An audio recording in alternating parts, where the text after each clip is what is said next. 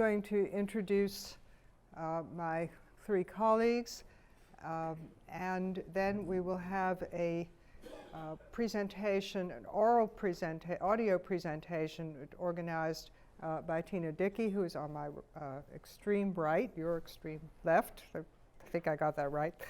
And then we will all have a conversation about Hofmann in relation to this place and the ramifications thereof. So I should start, I think, with Marcel Polednik, who is sitting on my immediate right, Dr. Marcel Polednik, I should say, director of the Museum of Contemporary Art, Jacksonville, Florida. Prior to her present appointment, she served as the chief curator of the Monterey Museum of Art in California and as assistant curator at the Whitney Museum of American Art. She holds a PhD in art history from the Institute of Fine Arts at New York University. Dr. Polednik is a widely published scholar and has curated numerous modern and contemporary art exhibitions. And most recently, she contributed an essay to the Hans Hofmann Catalog Raisonné project, which I'm also involved with. Her essay is entitled In Search of Equipoise, Hofmann's Artistic Negotiations, 1940-1958, which will appear in the three-volume Hans Hofmann Catalog Raisonné of Hans Hofmann paintings, which, God willing, will appear in about a year.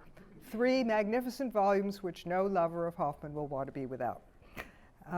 Next to Marcel is Lucinda Barnes, Chief Curator and Director of Programs and Collections at the University of California, Berkeley Art Museum and Pacific Film Archive.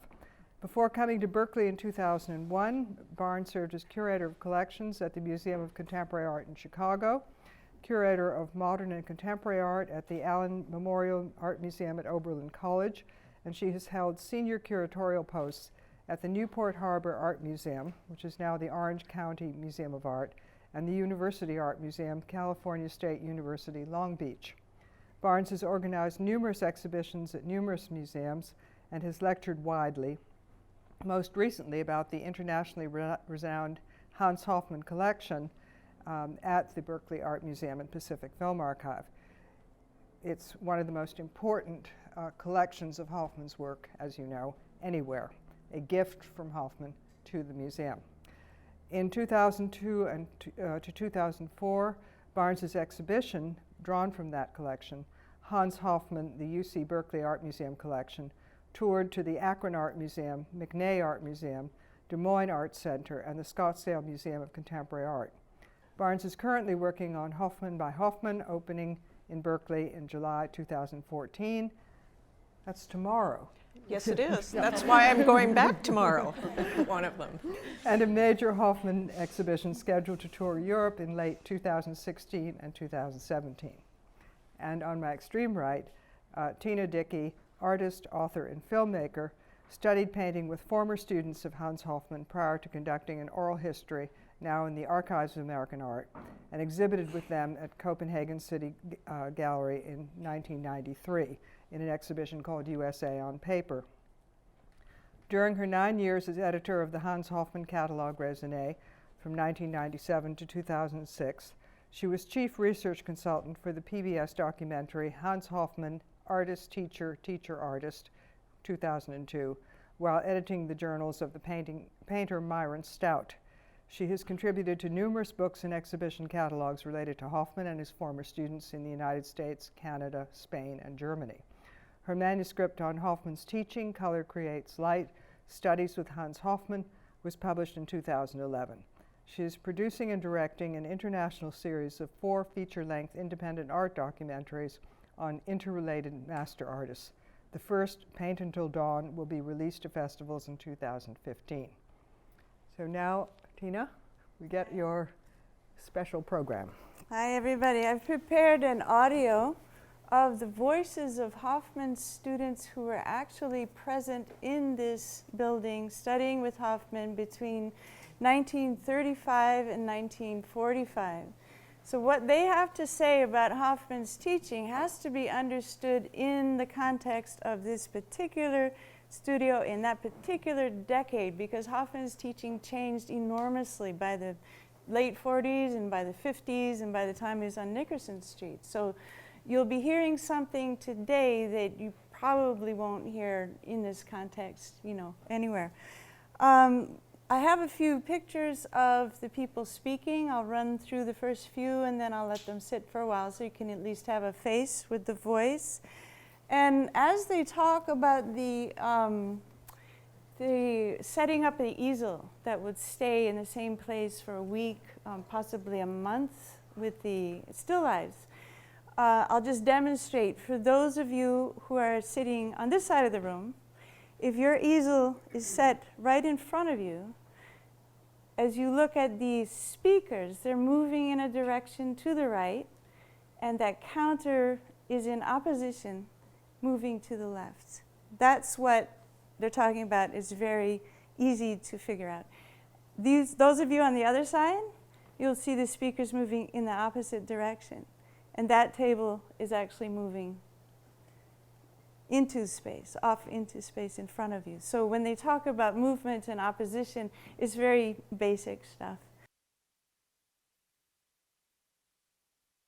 He had incredible energy and vitality and, I guess, in a sense, genius. I think that's the first and foremost thing. Secondly, he projected ideas that had come to pass in Paris among the great painters of the early part of the century, and very clearly was able to make students understand them.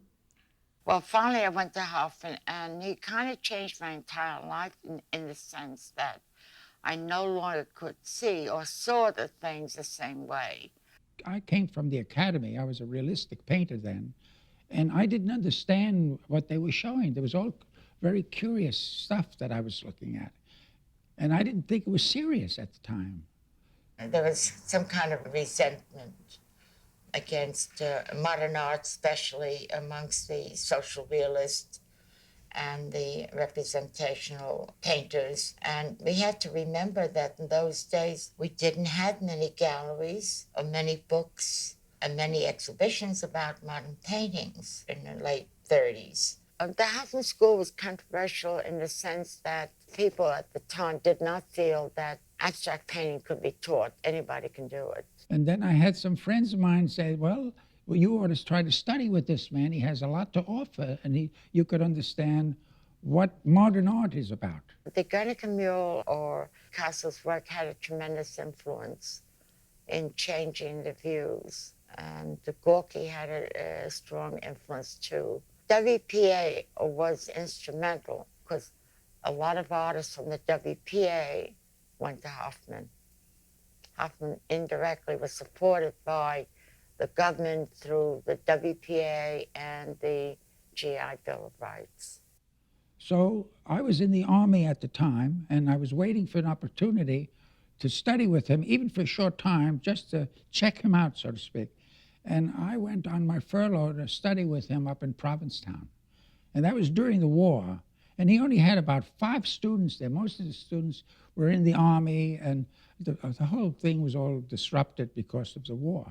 This was a very serious school. There was no noise. Only during an intermission where they would discuss maybe trying to explain what he was trying to get them to do, you know. The class was very intense. And we waited for him to come. He came in twice a week, maybe on a Monday and then a Thursday. Bob De Niro was there, Lee Krasner was there. I looked up to Lee. I thought when I came in, I thought Lee was a master. Yeah, she really did some work, and I was hoping someday I'd be just as good, you know. When I first came to Hofmann and started with the still life, he had set up a number of still lifes, like 3 or 4 in the room, and they would be up for 3 months about, and we would always take the same position, mark the easel on the floor. That was our position every time we came. And he set the still life in such a way that it was almost impossible to copy it or to tried to imitate it. It was very, very colorful. Then he had some objects like pots and pans or jars. And he would set it up in such a way that the volume was there. It was based on volume and how the relationship was to where you stood and the space between the negative space, the tension, so that when we worked of necessity, it became abstract. The first thing he talked to me about it was drawing from the model of analyzing the forms in a geometric sense, see? Like dealing with forms volume, and then breaking the volume into planes. First of all, he would say, you must learn to establish limits. The limits tell you how the situation moves. So with the limits you can gauge, you can control, let's say, what's in your field of vision, and you have a point of view. That point of view determines then how you enter to certain forms and then analyze them with its planar constituents. So you simplify it. When you're looking at the still life, you're able to judge just which way, say, the table moves, which way the object moves, which is in opposition to the table. Now, should I have my easel and I can't turn it around, or can I move this way, then this table would take a different position. It would probably go in this direction. For this reason, it's very important where your easel is in relation to what you're working on. The situation moves, and he would say it moves to the right or moves to the left. It goes over, it comes in, it goes back, it comes forward. And he would say, you need only 2 or 3 movements. You don't need more than that. See? And when you start dealing analytically, the student would start making a multitude of different movements. And it got complicated, you see, and broken down too much. And it took a long time to understand how the axes of volumes related to other volumes to get the movement of the figure, because he was concerned with you getting what the gesture was about, you know? Hofmann taught at that time primarily from the object. He would not look at work. He would look at it, but he would not comment or criticize work outside of the still life or the object you were working from. The wonderful thing about Hofmann was that he criticized in relation to your work and your ability and just how far you could go. It was not a program that 1, 2, 3, that we follow a course. And then Hofmann would make little drawings on somebody's work, and you see how he transformed those little drawings to show where the student's work fell short or could have expanded or expressed it in a greater degree. Sometimes Hofmann would tear the paper, the drawing, into different segments and then redistribute these different elements, the head in one place, the figure in another. And then suddenly you see it would all come together, and you couldn't realize how Hofmann was able to create this magnanimous figure from what you did. You always had to have a box of charcoal, vine charcoal, a good new kneaded eraser and chamois, and paper underneath the drawing that you were working on, because when he was through, Hofmann was through, he had neither, because he used up the charcoal, the kneaded eraser was gone somewhere, you know. He had a particular way of creating a certain circular movement, and it was very sharp, it was very clear. His line was not, I wouldn't consider it a delicate line. It was very precise. The movement was definitely one way, and the dark was really dark, you know. I had to see nature differently. I had to really begin to see, whereas before I just imitated, or tried to imitate, rather than try to experience what I see and transform it on a 2-dimensional plane, this 3-dimensionality, and still get the feeling of 3-dimensional feeling. And because Hofmann was so well versed in Cubism, and Cubism was a major factor to be able to see the space and the volume and planes, and also to take into consideration the positive and the negative space, which we never did before, in relation to the picture plane. It presented a complete reorientation of thinking and seeing and experiencing. Because what I saw, a reality, was transformed to a new reality on the picture plane. It changed my idea about color. That color was not in the sense of light and dark. That color represented color relationship, one color in relation to another color. So actually, in my view, charcoal drawing is really like a painting in black and white and gray. And when you use black and you use white in relation to each other as a color, you don't see it as dark and light. And that, I think, it's Hofmann's work, is that his colors move back and forth, which we call a plastic relationship of the picture plane, and they kind of revolve and rotate around the surface. You don't feel anything sticks to the surface. It's always moving. I've thought about this quite a bit because, in a way, I feel that what one should try to teach is the language of painting. That's something that can be talked about, and it's really none of one's business what that person is fundamentally and how they're going to develop their subject matter and all that. In fact, I don't even think it's the business of the person themselves. I think that it's much deeper than that, and it comes about through living and working through the years. I just think that what someone teaching can do is to try to make them aware of what the language is so that they can make whatever they want to express or make real in the sense of painting. I mean, not that it's about something, but that it's a reality on that surface. There were things, I'd say, that went beyond his teaching. See, his teaching was really analytical in a way, see? But there were some students that with that started expressing certain emotional states, you see, or imaginative things, you see. Found different images through rhythms, and they were locked into a structure that was valid and really architecturally sound, you know. It's as if he had a laboratory experimenting with a lot of plastic ideas, and each personality brought out a certain aspect of it. His teaching changed because of that. Every year it would change because of what he saw, the results coming from the students. I don't think of Hofmann's teaching as some singular thing. I mean, to me, it's an approach to understanding painting. Great teacher, the best. That's it. There's one thing I left out because I was so fascinated that both Nick Corona and Lillian Orlowski were talking about the easel and the perspective and this and that.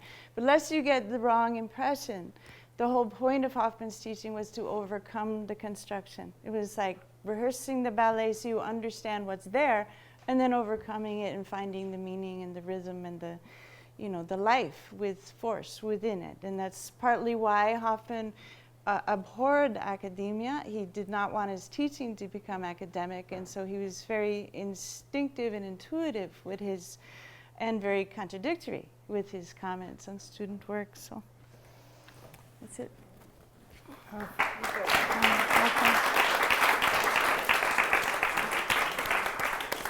Thank you, Tina. That makes a great jumping off place.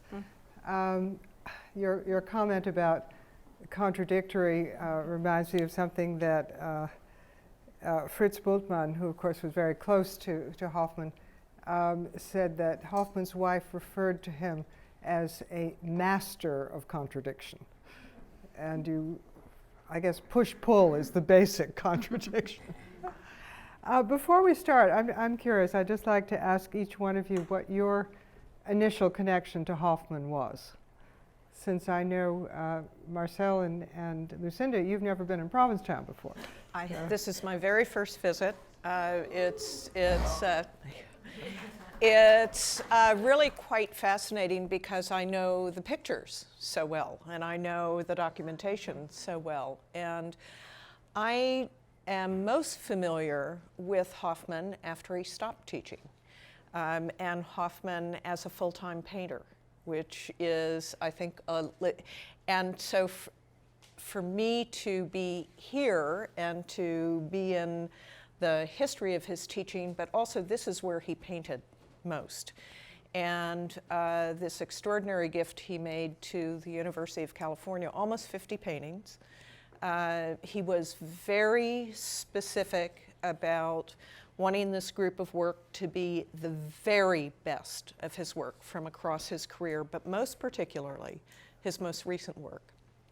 I think he stopped teaching in 1958 and died in 66. The majority, this is the first time he's a full-time painter at the age of 78. The paintings he made from that time are huge. They're very vigorous. There are a lot of them. And it's like seeing a young painter at work. This is where he painted most of those later works. A lot of the early ones we have, probably some of the still lifes, the figure works are probably ones that were made in conjunction with classes. But one of the interesting things that I found out recently by going through archives at the university, and Tina, I know you're well aware of all of this material, when Hofmann was making the final selection of the works for Berkeley, one of the final moments of that selection was made with a faculty member from Berkeley who made little drawings of Hofmann's paintings. I'd hoped the sketches were Hofmann's, but no, they were students, which were great, but they were all in his studio here in Provincetown. So really, the majority of our collection comes from Provincetown, and that, so it's really quite meaningful for me to be here and to connect those dots. Marcel? I think for me, the love affair with Hofmann started several years ago when I was working on an exhibition called West to East, Retracing the Path of Abstraction, and something that's not terribly well known to the lay audience, which is that Hofmann first came to California before he came to the East Coast.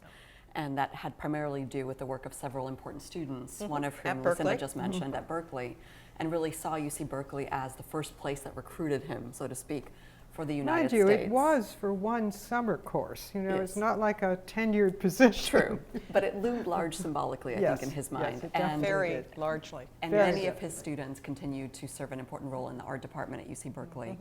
And so there was this following. So I saw at the beginning of my relationship with Hofmann, which is very one-sided, I fully admit, that there was this extraordinary role that he played as a conduit of information, as a disseminator of information. And that's a role that both shaped so many other artists, but also shaped him in turn when he started working. So I saw him as someone who went back and forth between the West and the East Coast, and of course, even on the East Coast, back and forth between New York and Provincetown. So that role continued. And of course, West Coast artists were coming to Exactly. Provincetown to study with him during the summer and carrying what they learned back. So it was a very... And there are several generations of artists who came, because the Berkeley Art Department really stemmed from Hofmann. The people who brought him here had been students of his in Munich. And so it dates back to his very, very early teaching. So the Berkeley Art Department still has a great, strong history and tie with Hofmann, but also because for so many years, for the first 25 years that we had this collection of work, we had the full collection on view all the time. We now, we still have Hofmann's always on view, but not the full collection. We changed the exhibition. So for now 50 years,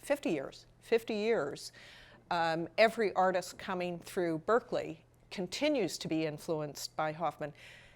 Less his teaching and more his paintings. Yeah, that's the so fascinating for us, and my perspective really is Hofmann as a painter, and watching particularly younger generations of artists today, who abstract artists, color-based artists, very young artists who when we match their works up with Hofmann, you cannot tell the generational difference. It's really extraordinary. That's something we need to get back to talk about more.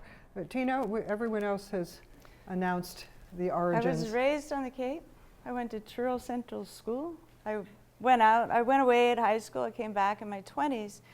But when I was a child hanging around the Cherry Stone Gallery openings in Wellfleet, I had grown up with the Bauhaus individuals in Wellfleet Woods, and they always mentioned Hofmann, and you'd often hear that talk in the Cherry Stone. But I grew up hearing about Hofmann in dismissive terms, because the Bauhaus really didn't have, he had friends among the Bauhaus, Fritz Winter and Georgi Kepes, Yuri Kepes, but he was alien to their mode of operandi. It's a very, that distinction you make touches me very closely because my first exposure to hearing about Hofmann was several thousand years ago when I was at the High School of Music and Art. And there was one teacher with whom I studied who had been a student at the Bauhaus. And then there was another teacher with whom I never studied. You didn't get to choose your own teachers, and she was a Hofmann student. And there was within music and art this kind of tension, very, very much so. So you brought out something very interesting. But what I'd like to get back to is the point that you raised, Lucinda, and that is this changed perception of Hofmann. You say you heard him spoken of dismissively. And all of the surviving members of the artists with whom Hofmann was associated in New York, with whom I spoke, were a bit dismissive of him. Well, yes, he was a very good teacher, and his work was kind of demonstrating his theories about painting, because as you know, it's all over the place. And he's working at a time when the signature image was considered essential. You know, Pollock's drip, Rothko's rectangles, Gottlieb's bursts. That was a declaration of personality. Hofmann, of course, never did that. But now young artists are very interested in him again. And you see it. Yeah. You see this shared approach. There's a lot of talk about why after maybe the early mid-50s, when abstract expressionism became a Entrenched academy. Thank you. And Hofmann's very important to it. The origins of it, very important. He's right in the flow of that. He's right in the middle of the stream. And Clem Greenberg always said that hearing Hofmann's lectures in '39 was crucial to the formation of his aesthetic. Sure. You know, the spokesman for abstract expressionism. And what's interesting with the scholarship going back to abstract expressionism, and be it the Greenberg School or the Rosenberg School, both of them spoke about, and this was rare, that the two of them, in certain ways, agreed It's about the only thing they agreed on. Right. They did not. Hoffmann preferred Rosenberg's writing. Rightfully so. Rosenberg really got it. Yeah. Got it with Hofmann. I think he really got the essence of Hofmann. But I've gotten off track on your But I mean, I question think the current perceptions of him, I think, have something to do with the fact that it's now okay for an artist to work in multiple ways. There's no demand for the signature style. Right. I would also say that, and I agree with you on that point. I look at the Zigmar Polka exhibition at MoMA right now as, the artist who did absolutely everything in every medium. At the same time. Yes, at the same time, and was very celebrated for it, even though misunderstood until this time. But I think the other aspect that makes Hofmann so intriguing, especially to young artists, is that there's a process of inquiry at work throughout his career, and the way he works at it is by working at it in whatever medium, in whatever instance. Over the course of his career, you see him really trying on different ideas and concepts and then exploding them after a certain time and then going back to them and rebuilding them again. And the dichotomies that I think really informed and shaped his work over time allowed him to have that container that one of the students in Tina's audio presentation talked about. This framework was very important. Having boundaries is very important. And that then was Nick Caroni. Yes, and just the continual sort of re-exploration and redefinition of those boundaries over time this space is a container, in a sense, for that set of experiments as they occurred in 1935 to 1945.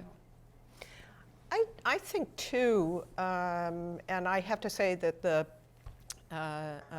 Berkeley, in a period of time too, was part and parcel of this dismissiveness. Not the museum, but Berkeley on a theory. From a theory perspective, I think art history was going this way and criticism was going this way. But one of the things that I feel, and in part, I did my undergraduate work at NYU. I come from the New York side of it, deeply entrenched in abstract expressionism. Hofmann, in a certain way, was so pervasive. So there was no place else to go with him. And I think, in a certain way, we had to step away from that for a while to get a fresh look. And it's painters who, I think artists always tell us what direction we're going in culturally.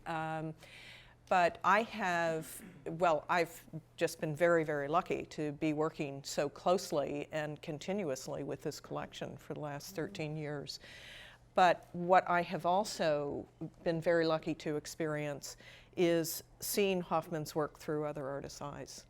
Artists who studied at Berkeley and artists who come and see the collection, and touring the collection, seeing how other people respond to this. It's really been, and that doesn't change. The response, the direct connection with the work and the direct engagement with the work doesn't change. It's very powerful. You're talking about Hofmann's becoming a sort of stumbling block in some sense. It's interesting. I mean, of course, the major influence in New York for younger artists was de Kooning. Yeah. I mean, everybody in, post 1955 was trying to paint like de Kooning, and which amused de Kooning very much. I mean, there's one quote about him that he said something like, it was a relief to know that he wasn't going to be the one painting his own worst paintings. But I'm paraphrasing. But, it was so pervasive that Greenberg coined the term the 10th Street touch to characterize that wet into wet contingent approach. And Hofmann, of course, had nothing to do with that. Right. Oh, may I say something? Certainly, I hope you would. The 10th Street galleries, a lot of these were co-op galleries. It started in the late 40s, early 50s. They were actually, the first few were started by Hofmann students. Yes, indeed. Jane Street, for example. And before them, the Tanager, the Tanager Hansa. actually postdated Jane Street. Postdated. Yeah. Oh, right, okay. And the Hansa was another. And they were working through Hofmann's ideas in their own painting for quite a long time in 10th Street. But you're right, it was mixed in with de Kooning. And, I mean, that whole generation of Hofmann students, you can argue their influence is still very alive and well, because they were, like Mercedes Matter and Nick Caroni, whom we just looked at, they were founders of the New York Studio School.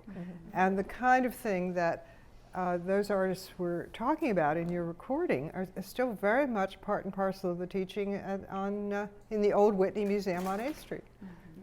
So down the street from where Hofmann's school was.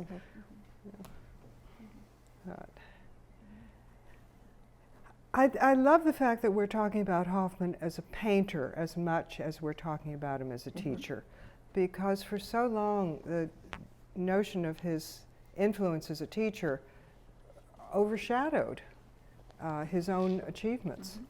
And it's great to have him looked at as someone who was a maker and someone who transformed ideas about what art could be. I think we're going to see a lot more of that. I hope so. Yeah.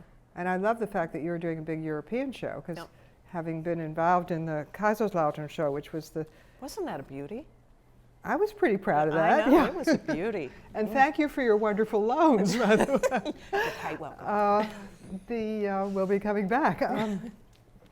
But the response of the German audience to that exhibition was so gratifying. I mean, here's a man who literally spent half his life in Germany and is virtually unknown there.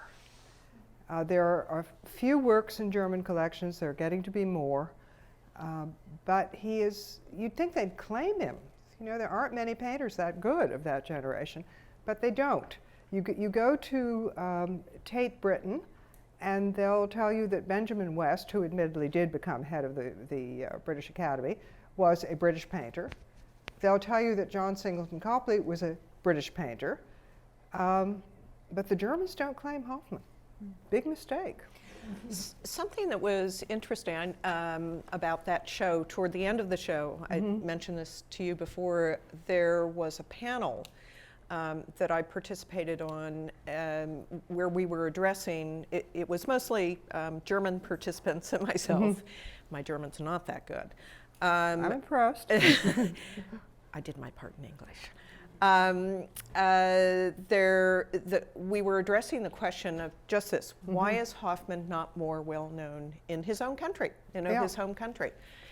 And we were all theorizing in different ways. It was there a little bit of a battle of personalities when abstract expressionism was really defined? And we got to some point where we basically said that Hofmann was forgotten in Europe for a while, and there was an artist about 50 years old who stood up, and he goes, "Hofmann has not been forgotten by artists.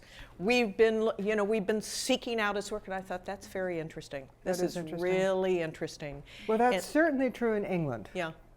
Well, it is in Germany too. Yeah, I mean, there are countless British artists some of whom are still very, very active. John Hoyland, who of course was one of the leading enthusiasts, just died last year. But they have been looking hard at Hofmann for a long time, and you see it in contemporary British abstract painting. Well, you do in American too. Yeah.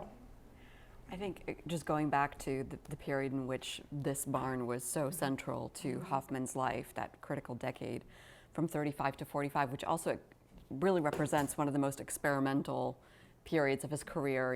It's in about 1943 that Hofmann says, I think, in his correspondence, "I finally gotten somewhere, I'm on a new path, and I'm starting this new moment." What's interesting to me when you look at historical photographs, for example, of Hofmann in Provincetown, especially during that decade, one of the things that I find really striking is outside of these, wonderful, very earthy, robust images of him with his easel, out on the dunes, and the easels being supported by 2 cantilevered bottles so that it doesn't blow away. The remainder of the pictures, the majority of the pictures, are taken in this space. And the focus is not on what's out there. The focus is on a model. The focus is on working with the students and that vitality in the classroom. And there is one great one of him in front of this window. Yes, there there's is. that too. Yeah. There's that too. But what really struck me in looking at those and thinking through, what this building and this space really meant to him is twofold, I think. The interest in landscape is something that persists throughout Hofmann's career. And specifically Provincetown places. Yes, Yeah. exactly. But at a certain point, and you see this in the photographs as well, it's not about being out in the landscape and painting from what's out there. It's already something internalized that's being represented in this space here and being documented and being worked on. So there's a way in which he turns away from, at least being out there and painting in plein air, partially because of his health. 1944, he has a hernia operation. He can no longer really work outside. But I think that also coincides with one of those moments in his own awakening when he realizes that to take aspects of the physical world and translate them into what he called pictorial life was what he wanted to do and what he was poised to do at that point. You had a comment. Yes, he painted from the landscape and from the model and still life until the age of 70. So this was a long, long, long conversation of an extraordinary visual discipline involved with his work. And I think that's something that the younger people are curious about, and that's why I wrote the book, was to preserve the knowledge for future generations of what he was teaching and the ways in which that changed. The important point about Hofmann as a teacher is that he trained excellent teachers. And that's where I actually came into Hofmann, because I went to study privately with the best people I could find. It was only after years and years I discovered they had all worked with Hofmann. Then I had to turn to Hofmann because I didn't really understand fully what they were trying to tell me. And, you know, try to crack the walnut, as somebody told me, is what I was trying to do. Find that, you know, inner continuum between the early years of teaching. He was a conduit between traditional art and modern art. And this happened through Cubism. And it's very important to acknowledge the Cubist roots of the abstract expressionist movement. And the influence of Picasso as well was very strong. If one of the people who had studied with Hofmann, whom you were studying with, was Nick Caroni, no one has ever understood what Nick was talking about. I now Ever. I now understand Nick very well. Thank you. I will say, and just to go back to what you said, yes, of course, he continued to paint outside, but I think the role of that in his aesthetic changed radically after the mid-40s. That it wasn't any longer, that wasn't the primary place from which he started to make abstract work. He started to take aspects of the landscape, but they were aspects that were already codified as elements of an abstract composition. So Well, there was a change. actual color and the slabs and the touches become equivalents for that in a kind of metaphorical way. But of course, the period when he was working in this barn was so crucial to the trajectory of his own painting life, because, as you know, he didn't paint for quite a while. When he was in Germany, he was very busy. As you know, he was working in Paris with a patron who was paying him a stipend. We know very little of what he did there. That work has largely not survived. There's one cynical theory that he wasn't doing much work. He was just having a nice time, but okay. The outbreak of World War I meant that he lost his patronage. He went back to Germany. He had to start school in order to survive. He always said he wasn't a teacher. He was a painter who had to teach in order to be a painter. But what that meant in practical terms was that he wasn't painting. He was drawing. He was codifying his pedagogical theory, if you want to call it that. And when he came to Berkeley, invited by one of his international students who were going more and more to the school after World War I, because word was out, this was a wonderful place. He introduced himself to America with drawings. He wasn't painting. The first show that he had in America, which was divided between the California Palace of Legion of Honor in San Francisco and Berkeley, was of drawings. And he was, when he decided to stay in America, when he came to New York, he was teaching at the Art Students League briefly. He opened his own school at the end of 1934. He wasn't painting. And it was not until he came to Gloucester, and Mercedes Matter always took credit for having gotten him painting again, that he started painting again. So 35, when he came here, he's just starting to be a painter. Right. You actually do, I think, what seems to me in looking at the chronology of the paintings in our collection, the ones that really begin to explode for me are in about 1942. And when he is experimenting with techniques and drip and, you know, back and forth, and we don't know how much these were connected with his teaching in the studio or if they were completely made in his studio alone, but there's an energy and experimentation that is really, really lively, really interesting. And there. Apropos that, the students I've talked to, and Tina, you can verify this, the ones I've talked to have said they never saw him paint. That's only in the, interesting. Fritz Bultmann saw him paint. He lived with Fritz Bultmann for a while in the Well, eighties, that was a very special relationship. There was, yeah. But I'm thinking, you there know, were, Al Kresch and Paul Right. Resiga say they never saw him paint. right, that Interesting. would be true, yeah. Yeah. Yeah. But- And they didn't see his work until he started to show it in 1944. Yeah. Right, So, yeah. right, with Peggy Guggenheim. Yeah, Right. yeah. But one of the things that struck me in your comment, Marcel, that when you were talking about inside outside sort of thing, I think that his abstraction, I agree, it really is this continual refining of a kind of essence.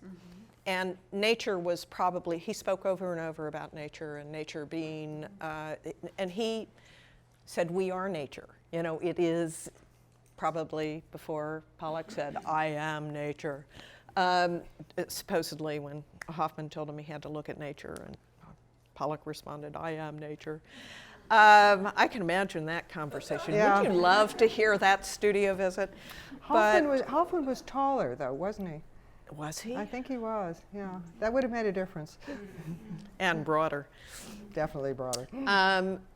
There's a painting in our collection entitled Scintillating Space, Scintillating Spaces. I'm afraid I don't have it up here. By the way, I should advise you to think of those paintings as black and white slides. Any resemblance between the color projected and the color of the actual painting is a total accident. I'm trying to see if I've got the date of this painting. I've shown it. 1956. Thank you very much. Welcome. So to me, it is this. It's this flashpoint between still life and complete abstraction.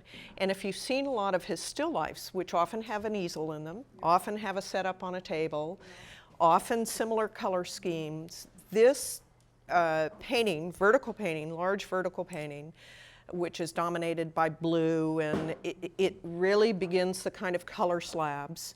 It's a still life. It's a structure of it. The structure of it is a still life. It comes right out of the still lifes. And it's really, and you see that. You see how this is a process of internalizing this, and really it's about his essence and his relationship with also what is talked about here, the movement, the different angles and things. It's really, really an amazing transition. You point to something that I think is quite fascinating, and something that I talked about in the Catalogue Raisonné essay, which is, even though it would be enticing to say, you know, looking at some of Hofmann's landscapes, especially landscapes of Provincetown, that are very washy and very Some of them. Yeah, some of them. Yeah, the ones that have this great sort of sense of lusciousness on the surface. As the beginning of the abstract process for him, I think it actually begins with the opposite, which is the very strict representational technique, which then gets translated into a more geometric type of composition. Well, the crucial, or some of the most revealing paintings for me, are the interiors done in Provincetown in the 30s, where you have very clearly the studio, the table, the easel, the setup, the cabinets, and you just flip your vision a little bit and it all turns into slabs. Sure. And it's totally dependent on Matisse, but it's moving into something that we recognize completely as Hofmann. And that is exactly the process of distillation that I think you were both talking about. I think they should be called planes, because he was constantly analyzing every object in terms of the planes. And when those color rectangles showed up, they were planes. Absolutely. To They're Hofmann. And this taking their process place had in a lot space. to do with the mural that he worked on in New York, 711 3rd Avenue, with a couple of student assistants who told the story that they were placing out areas of, blocking areas on the floor, on the mock-up for the mural. It was a cloth mock-up with fully coated, well, they tried a vacuum cleaner first, and they were doing a reverse spray at the back of the vacuum cleaner. But they moved on to coloring whole pages of drawing paper size with sheets of color, and Hofmann loved this, and he began to place them around, and they said, okay, now we'll take them up and paint them down. He said, leave them. And it was a radical change in his work. This is 51? No, this is 55, 56. 55, okay. Yeah, 56. And the mural was finished. There was in 57, I believe, and then there was another one after that in 58. the one in the school on The school, West, the printing school on 49th Street. which are both still there and can be visited. Yeah. Yeah. And the last time I was on the one on the west side, they had cleaned the graffiti off, which is a good thing. But something we haven't talked about in terms of Hofmann as a painter is the materiality of that. I mean, this morning we were talking about Hawthorne loving paint, and it's so clear brush. that Hoffman Loaded really brush. loaded Loaded brush. brush. He just loved moving Yeah. his stuff around. I'd like to mention again that for Hofmann, the whole process of building up the technical aspect of painting came through the thought process. He didn't start with a loaded brush unless he was going straight with a tube and later on in his life, but he tended to start with a very fine wash, just rubbed onto the canvas. And the canvas got heavier and heavier as he was less and less able to resolve the painting. So some of these canvases, you know, a student would come in and he would say, I have battled, you know, done battle with this painting, and it's just this thick in paint and huge. Yeah, but he was coming out of the German tradition. I think it's very important what Sal Del Deo said Oh, earlier. it fits right in with German expressionism. Because Hofmann was teaching in Munich. The school opened in 1915, and when I was there researching his students and whatnot, there are paintings that were heavily influenced at that time by Wilhelm Leibl, who's a plein air painter, who was also a great influence for Chase. So Hofmann and Chase were like the two German influences who came and brought, you know, basically European art. Really, Provincetown was practically a conduit for German painting, which Well, should interest the Germans at some point. It should. It Yes. should. I mean, Hoffmann's palette is totally related to early 20th century German painting. I mean, you think they would notice that, wouldn't you? The only indication I've seen of that, I'm sure you all know about this, the Lembruch Museum has an early painting or a painting that they are convinced is a very early Hoffmann. I'll stop there. Enough said.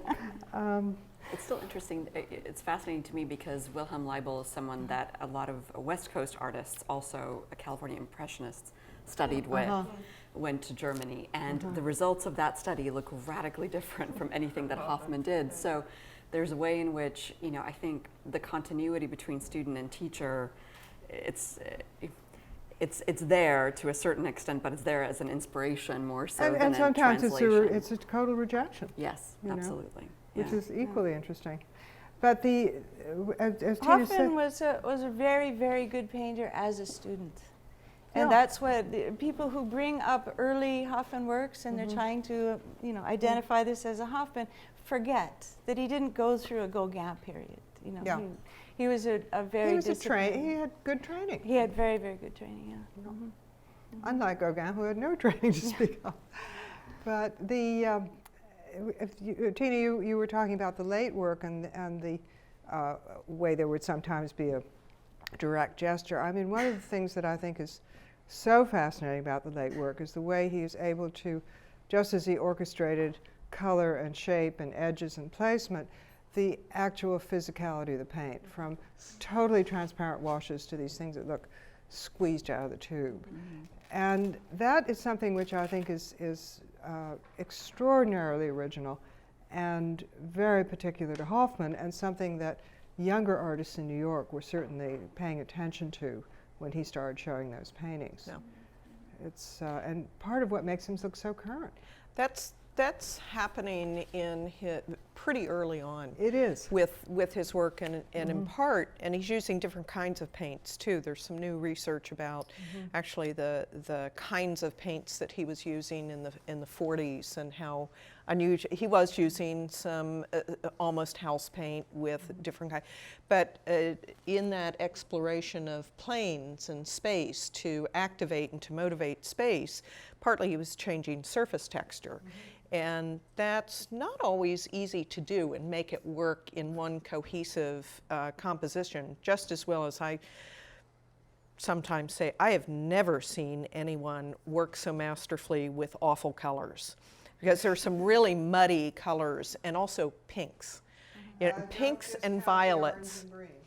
I know, and you look at them and you think about other artists at that time and the colors they were using, and I mean, he technically was so masterful and and also I think he was experimenting, you know, pushing his own limits to, can I make this work? Can I make, you know, can I pull this back in and make, you know, this whole thing work and sing the way something with beautiful colors and beautiful forms does? He was truly masterful with this. And constantly taking risks in Yeah, the right. painting. I mean, particularly in the period that you're talking about, which is so well represented in your collection, I'm constantly coming up against paintings like, how the hell did he get away with that? Right, You know, it right. should be a disaster, Right. and it's a masterpiece. Right. You know, there are some of them that, well, these probably all come out looking like that, where the ground plane is just plain mud. It's mud. He wasn't afraid of scraping it all down and starting over. That was a constant theme of even how the Hofmann students were taught. You had a chamois so that you could erase. And this was, this is the thought process. And that's why a lot of the student work looks similar, was because they shared the same thought process of building something with that visual sensitivity to what's working, as you said, with the color relationships. You would take a muddy color and play it off against a color that's brilliant, you know, and that would be a color contrast. And so he was playing with these contrasts and relationships all over the painting. He would say, I painted the whole painting for one little spot on the corner, and the framer blocked it with the frame. But what's coming out of this is that his painting, you know, his end goal was not an objective he had already set out, but rather the process. A discovery. The discovery, the risk-taking, all that is, and this is something that I feel from his later paintings when he's in the studio by himself, that really comes forward. Some of the artists who studied with him, worked with him, some of the quotes that I've read by them, I think Marisol in particular, talk about the greatest influence that he had on them was to release their imaginations, to free them, to tap into their imaginations. And while he had very specific rules, he was rigorous about this, it was all toward that process of discovery and risk-taking and really finding that essence in the process of painting and working in whatever form. He was very influenced by his students, and his own work changed in response to them, and sometimes they could even pinpoint the show that he'd seen that took him off on a black and white, you know, episode for, you know, months or years. Helen Frankenthaler always used to say that there were certain paintings that she felt were Frankenthaler, I should say, parenthetically, studied with Hofmann for a period of 2 weeks, but then became very friendly with him and his wife when she and her then husband, Robert Motherwell, spent summers on the Cape in Provincetown.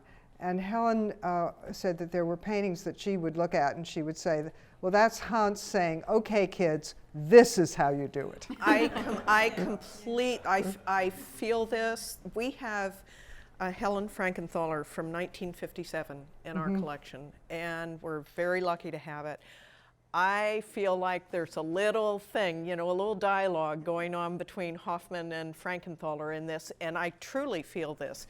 I what believe he's you. saying is, okay, kid, you're good, but let me show you how Let me show you how to do it. you Exactly. really do this. She would agree with you completely. But of course, there is the famous drawing of Helen's, where, you know, the other students had their.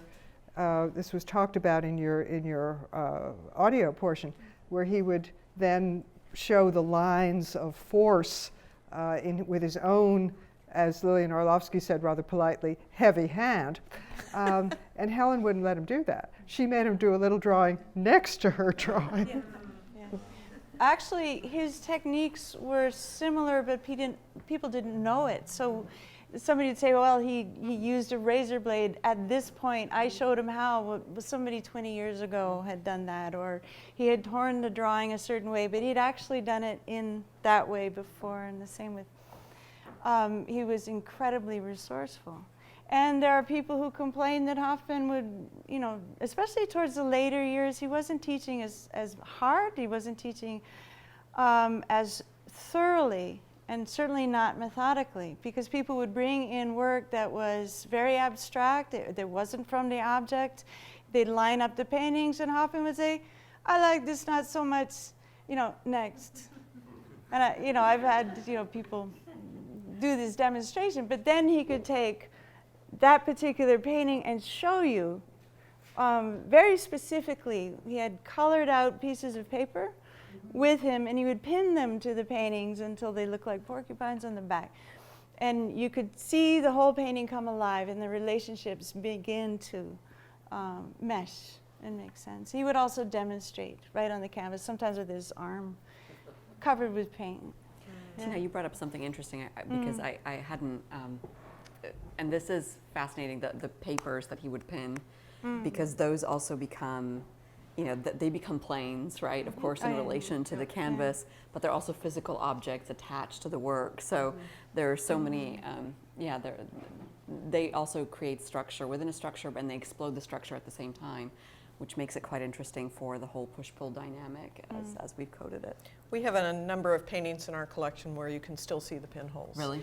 So it's more entertaining for me than it is for conservators looking at it. But you know, when you're trying to examine, oh my gosh, is this intended? Is this not intended? Hofmann does not entertain conservators, in my experience.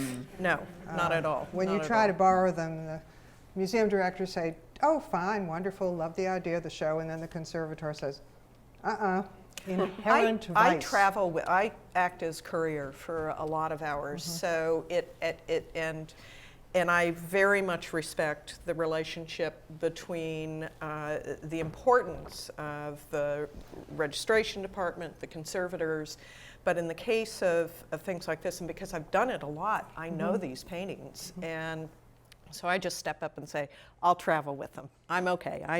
We'll do this. And there are lots of stories behind that. But those of us at the borrowing end are very grateful.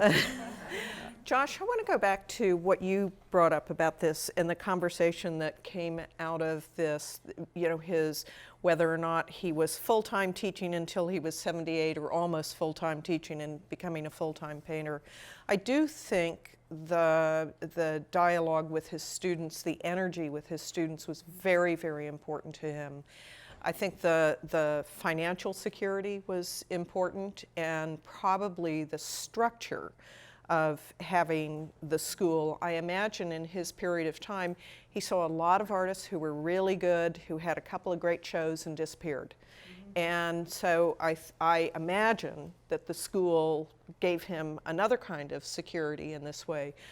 But I think, too, even though he was vital until the very end, I think there's nothing in his writing, there's nothing in documented sources that said that he became overly conscious of his mortality, but he was in his late 70s. In 1957, he had a major exhibition at the Whitney, and several major museum exhibitions and tours followed that. I think it was his time, and he knew it was his, you know, he had a moment when he really could then take himself as his own artist and say, this is, you know, I'm going to put my full attention into this. And that's the feeling I have from this. When he structured the gift to the University of California, they first began to write that out in 1963. The actual gifts, even though they were selected in that first year for tax reasons, as you can imagine, they were meant to spread out over several years, minimum of 5 years. So there was kind of a contract with the university that extended over 5 years. And the way in which it's written, Hofmann fully expected to be there through every one of those years. He did die short of the end of the contract, but everything was selected. But I know he intended to be around. When I think he went very quickly. His physical health went very quickly, but I get the feeling that he really saw this as an opportunity, and he had to take it, and he did it with force.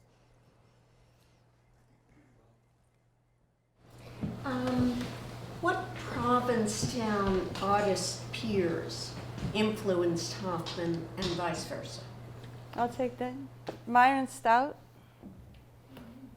Jim Gahagan who used to show at Turca Carlos for a long time. George McNeil was an early Hofmann student, and he lived in Provincetown for probably, 40 years. Lillian Orlowski, Bill Fried were very close to him. Bill did all his carpentry work, and there was a constant conversation in their work. Other people think of others, but John Grillo. He graduated John Grillo. He said, "You're now showing, and you're doing," Paul Resica. He kicked him out, yeah. Resica is a more complicated relationship with Hofmann because I know it's a complicated relationship, but he certainly was an early student who remained faithful to the ideas. He had to turn away from Hofmann first, and his gesture towards Hofmann is rather marvelous because he did it with a Canadian painter, Joseph Plaskett, and they were in touch with each other throughout their lives with their rebellion against Hofmann, and they both returned to Hofmann in their thoughts about their work, especially later in life. Bill has a question? Yeah, in keeping with the theme of the Hawthorne Barn and the morning session, do you find much reference by Hofmann of Hawthorne? Especially, I'm thinking of Hawthorne's late watercolors. That's a very interesting question. I can't think of anything. Can you? I know he wrote an introduction for the Hawthorne. That's a very interesting question. Offhand, I can't think of anything. But there's very little mention of other artists in his writings. It tends to be sort of making sense of his own empirical experience of making art. And then a certain amount of one with nature, very German theorizing. Because it's such an art world tragedy that they didn't overlap. Yeah. And Hawthorne died so young, they would have overlapped. And I've seen some Hawthorne watercolors that look like Hofmann. So. That's really interesting. There are a lot of references in Hofmann's works to the barn. Yes. Yes, and so that we see as a sort of structuring principle in many landscapes, but not to Hawthorne himself. I mean, clearly this was a part of the world he loved. Yes. And you see it in the paintings, even when, I mean, certainly they're the recognizably Provincetown landscapes and the house on the hill and Dr. What's-His-Name's house. But the quality of light here, I think, is something that it influences work from the moment he comes here until the day he dies. Well, just one look out that window. Well, I mean, if you think about a Hofmann composition and his use of blue, I mean, you're seeing it right I was there. all morning, in the sessions. I was listening and looking out the window and thinking, this is It's just really striking. so right. Well, that is a beautiful way to end. Thank you so much. It was wonderful. Thank you, John. Thank you.